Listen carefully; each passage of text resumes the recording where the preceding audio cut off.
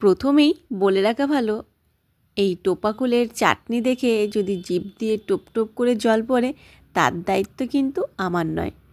তাই ভিডিওটা দেখতে দেখতে একটা জামবাটি নিয়ে অবশ্যই বসে পড়ো। এখানে আমি নিয়ে নিয়েছি কিছুটা পরিমাণ টোপা কুলগুলোকে বেশ ভালো করে ধুয়ে পরিষ্কার করে নিয়েছি। এবার হাত দিয়ে একটু করে ফাটিয়ে নিচ্ছি, যাতে করে কুলের ভেতরে ভালোভাবে রস ঢোকে আর কুলগুলো বেশ বড় বড় হয়ে ফুলে যায়। সবগুলো বেশ ফাটিয়ে নিয়েছি। এবার চলো রেসিপিটা দেখিয়ে দিই।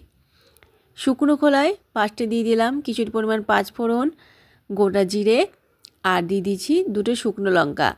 এগুলোকে শুকনো খোলায় বেশ ভালো করে নাড়াচাড়া করে যখন একটা মিষ্টি গন্ধ বেরিয়ে আসবে তখন নামিয়ে নিতে হবে। এই যে প্লেটে এটাকে নামিয়ে নিয়েছি ঠান্ডা করে, তারপর পাউডার করে নেব।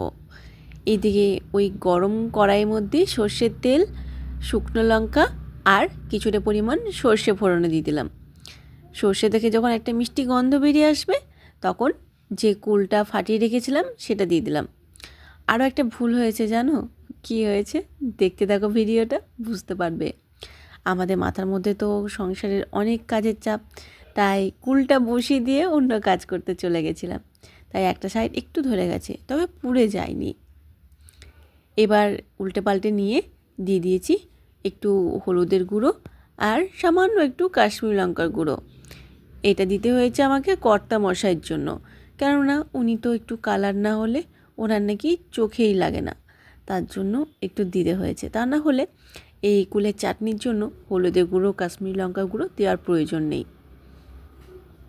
হলুদটা, লঙ্কার গুঁড়োটা বেশ ভালো করে কষে নেওয়ার পর 1 কাপের মতন জল দিয়ে দিয়েছি, যাতে করে কুলটা আমাদের বেশ ভালো সুসেদ্ধ হয়ে যায়।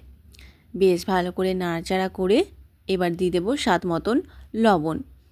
লবণটাকে দিয়ে আবার বেশ ভালো করে নাড়াচাড়া করে নেওয়ার পর ঢাকা চাপা দিয়ে কুলটাকে সেদ্ধ করে নেব।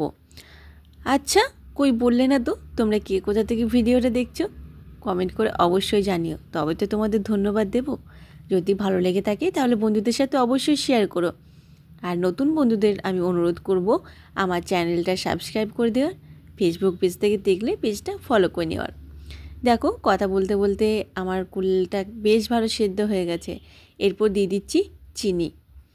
আমি আজ চাটনিটা চিনি দিয়ে বানাচ্ছি, তোমরা চাইলে আখের গুড় দিয়েও বানাতে পারো, তবে তোমাদের স্বাদ অনুযায়ী তোমরা চিনিটা দিও।